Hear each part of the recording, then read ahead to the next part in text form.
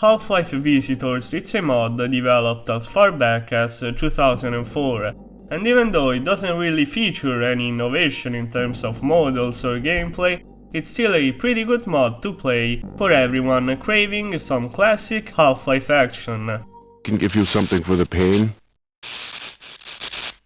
This mod is in fact very well designed, and the 2 years of development time really shows since Visitors is cramped with great set pieces, inventive puzzles, good level design and lots of headcrabs.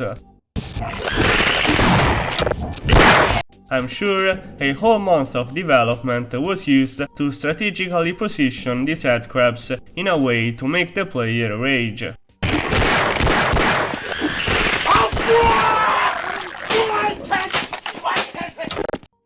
But let's start from the beginning.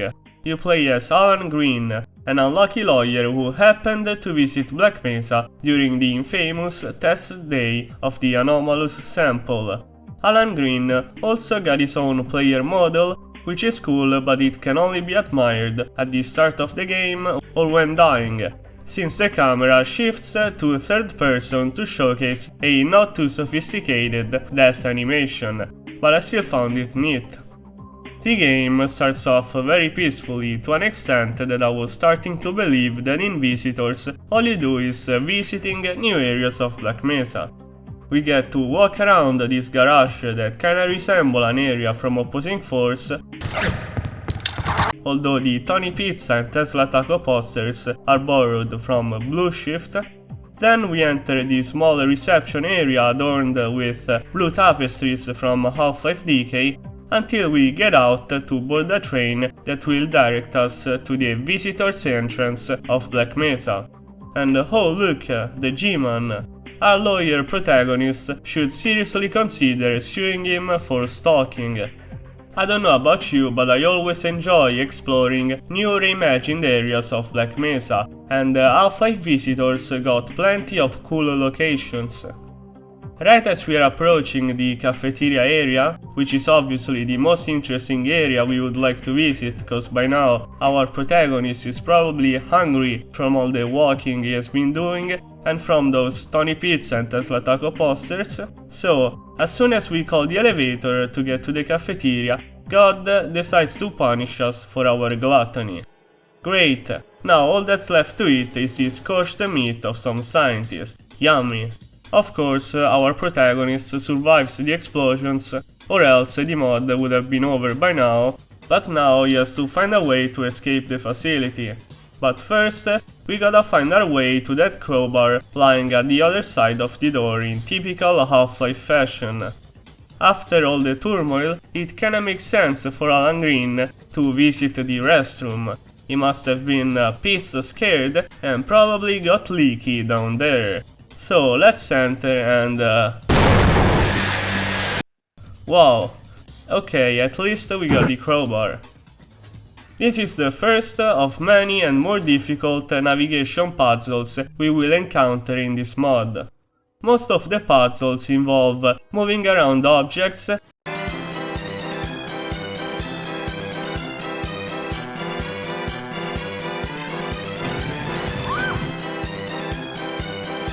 and what I enjoyed about them the most is that they usually exploit mechanics or props that weren't used in the original Half-Life.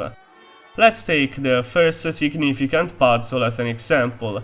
We managed to lower this platform with a small steel box on it. What to do now? We notice a vent above us, but it's just too tall to jump inside it. However, could it be that the little part of that broken ladder works? And in fact, it worked. The next example is blowing up this door by dragging a steel box over the broken pipe spitting fire. You never solve a puzzle in vanilla Half-Life 1 through this mechanic, but it still makes sense for the pipe to blow up after it's been covered. So thumbs up for this puzzle. Before getting to this part though, we had to figure out if this electrified vent is climbable or if there is any way to turn off the power.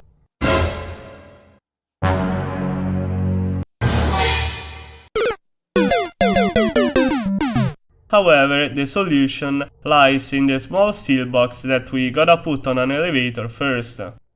Later on, we get to a place with 3 interconnected doors.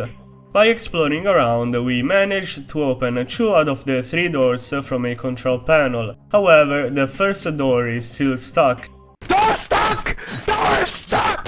We can see that the panel is kinda broken and that the wires have been cut, and so we have to look for a conductor to connect them. The small steel box we used thrice before would be perfect, however there are none around here to be found. Little did I know that the small piece of rusty barrel could be dragged around and used as a conductor for the electric wires. Slide it under the door and voila! Nice. The door opens and we can make use of this pretty handsome scientist to make him open a door to progress. Pretty satisfying puzzle to complete. I had to look up a walkthrough. Later on, we enter a sewer area where a staircase or something to raise the water is missing.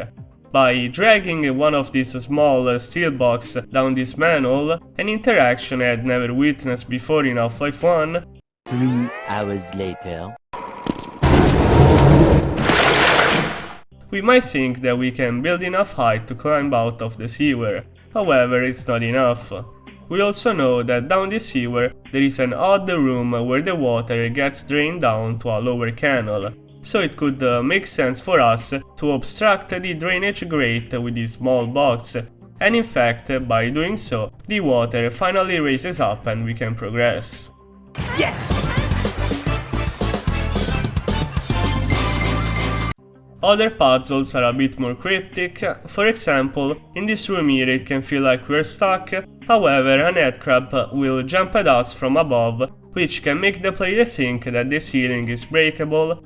At the end of the day, it's the same type of ceiling as the office complex one, which collapses from the weight of the headcrabs in the original Half-Life, and in fact, by shooting at the tiles, a passage opens up.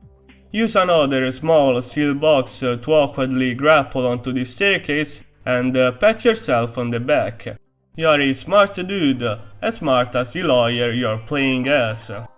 I also really liked the helicopter fight, which feels like a mix between puzzle and combat. The first time you meet a chopper, you aren't equipped with anything to shoot it down with. However, by exploring our surroundings, we might find a RPG or perhaps a gauss cannon. And in fact, an RPG is lying in plain sight right after turning a corner.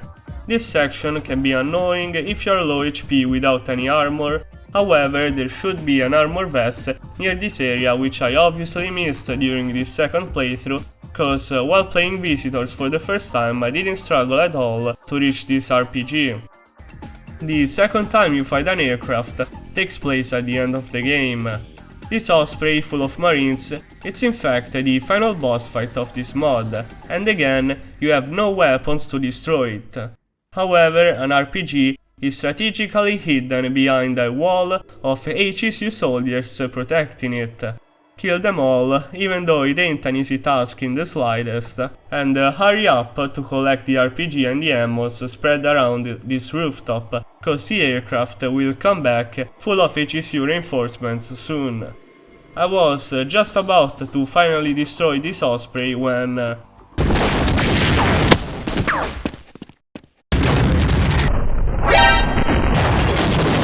Great, I'm dead again.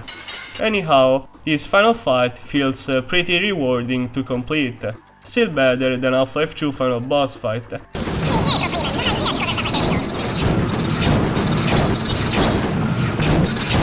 So far we talked about scratching our brains trying to resolve puzzles, but what about the rip and tear through aliens, marines or Black Ops alike part? Well, the HSUs make a glorious entrance in this mod by breaking the glasses of the ceiling of this well-furnished hall of Black Mesa and by descending down the ropes, which I find pretty cinematic. Hell has broken loose again, and some infighting between the Vortigaunts and the Marines will occur too, making this fight even more spectacular. Infighting instances happen fairly often in this mod. Sometimes we can only be spectators since we are crawling around vents while Black Ops try to murder the Marines.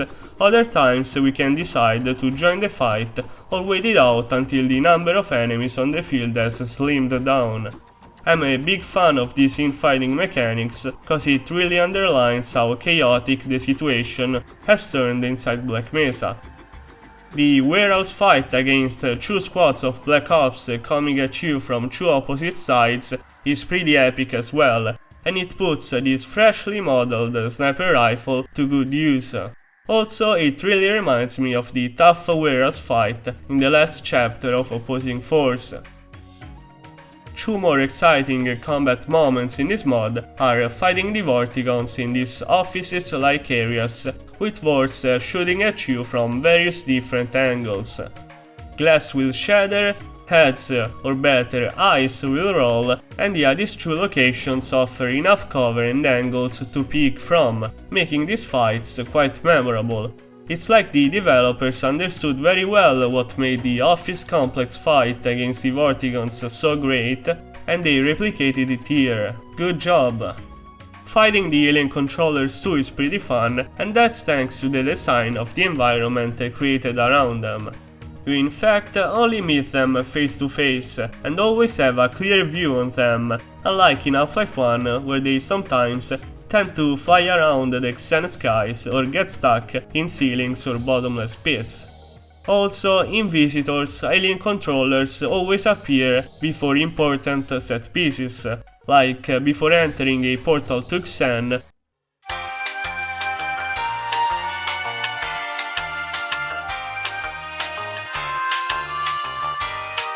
or launching a missile inside this weird purple portal that reminds us of the portal the Opposing Force gene worm came from. Also, I don't know what the deal is with their attacks, but they stun you and make your camera move around way harder than in Half-Life 1. It's pretty cool to experience, better and healthier than drinking to make your head spin for sure. So yeah, Half-Life Visitors, as you have seen from the gameplay or heard by my words, seems to be quite a complete mod that doesn't revolutionize everything like a total conversion would do, yet it manages to include a lot of elements from Half-Life 1 and its two expansions, and even innovate upon them with interesting interaction between objects.